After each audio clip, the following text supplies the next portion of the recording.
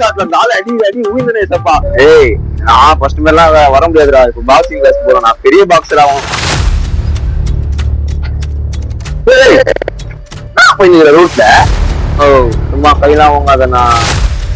ஏய் இல்ல நீங்க வீட்டுல வச்சுக்கிற நீ சிங்கிள் செய்யலாம். அது வீட்டுல செய்யலாமா? ஏய் தம்பி வேலையை பாரு போறேன். ஒரே நிமிஷம் கதையை முடிக்கிறேன். வெயிட் பண்ணா கதையை முடிக்கிறேன். அந்த தாவீது கோலியாத் அடிச்ச மாதிரி சப்பா ஒரே ஷாட்ல 4 அடி அடி ஊய்ந்தனே சப்பா. பலன் கொடுங்க ஆண்டவரே. பலன் பலன் பலன் பலன் பலன்.